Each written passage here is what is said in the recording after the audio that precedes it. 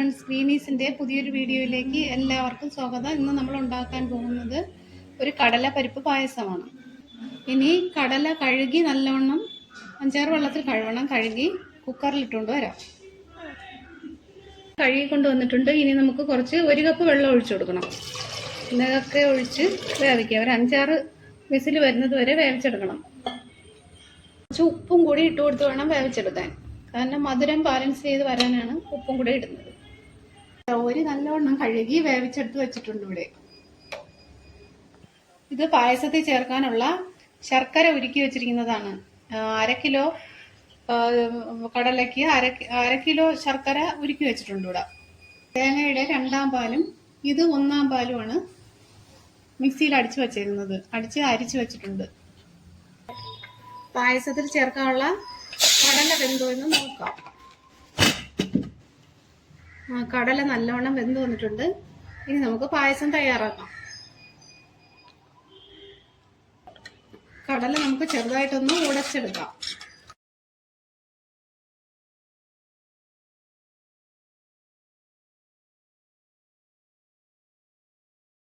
ഈ പായസം തയ്യാറാക്കാം. ഒരു 2 സ്പൂൺ നെയ്യ് ഒഴിച്ചു കൊടുക്കാം.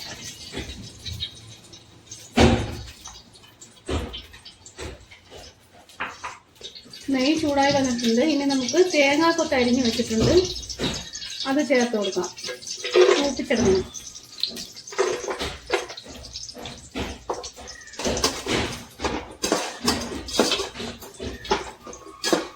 ചെറുതായിട്ട് മൂത്ത് വരണം.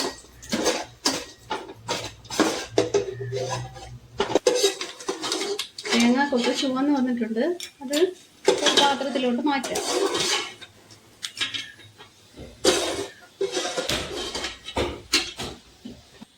ഇനി അണ്ടിപ്പരിപ്പ് ഇട്ട് കൊടുക്കാം.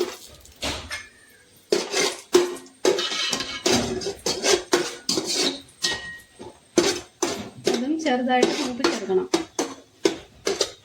ചെറുതായിട്ട് മൂത്ത് വരുമ്പോൾ മുന്തിരിയും കൂടി ഇട്ട് കൊടുക്കാം.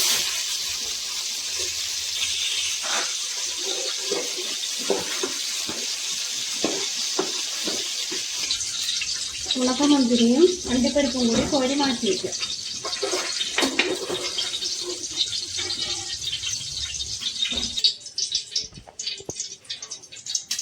ഇനി വേവിച്ചുടച്ച് വെച്ചിരിക്കുന്ന പരിപ്പ് നെയ്യിലോട്ട് ചേർത്ത് കൊടുക്കാം.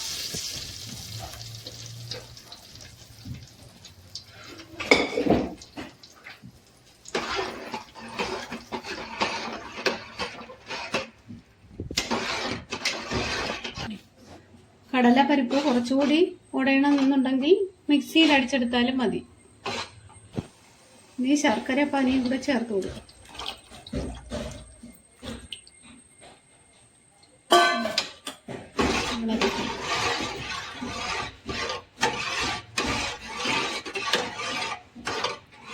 ഇതിൽ കുറച്ചു നേരം കിടന്ന് വെന്ത് വരണം.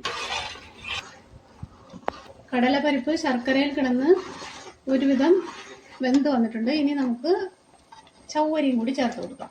വേവിച്ച് വെച്ചിരിക്കുന്ന ചവ്വരിയാണ്.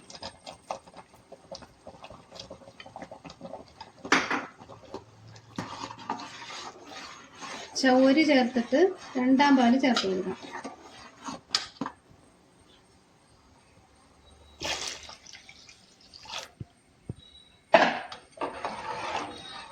രണ്ടാം പാലിൽ കിടന്ന് നല്ലോണം വേവട്ടെ. ആ സമയത്ത് ഇളക്കിക്കൊണ്ടിരിക്കും.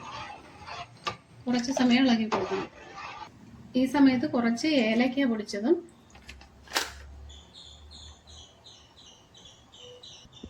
കുറച്ച് ഇഞ്ചിപ്പൊടിയും കൂടി ചേർത്ത് കൊടുക്കും.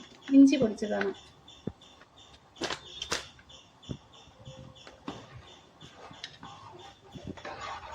ഇഞ്ചിപ്പൊടിയും ഏലക്കാപ്പൊടിയും കൂടി നല്ലവണ്ണം മിക്സായി വരട്ടെ. ആ സമയത്ത് ഇളക്കിക്കൊണ്ടിരിക്കുന്നു. പായസം ഇപ്പോൾ ഒരുവിധം കുറുകി വന്നിട്ടുണ്ട്. ഇനി നമുക്ക് 1ാം പാല് ചേർത്ത് കൊടുക്കാം. 1ാം പാല് ചേർത്തിട്ട് കൂടുതൽ തിളപ്പിക്കണ്ട. ചെറുതായിട്ട് ചൂടാവുമ്പോൾ അങ്ങ് ഓഫ് ചെയ്യാം.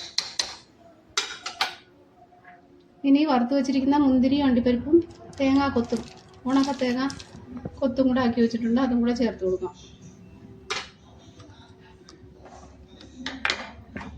ഇവിടെ പായസം ഇപ്പോൾ നല്ലവണ്ണം റെഡി ആയിട്ടുണ്ട്. ഇനി നമുക്ക് ഇറക്കി വയ്ക്കാം.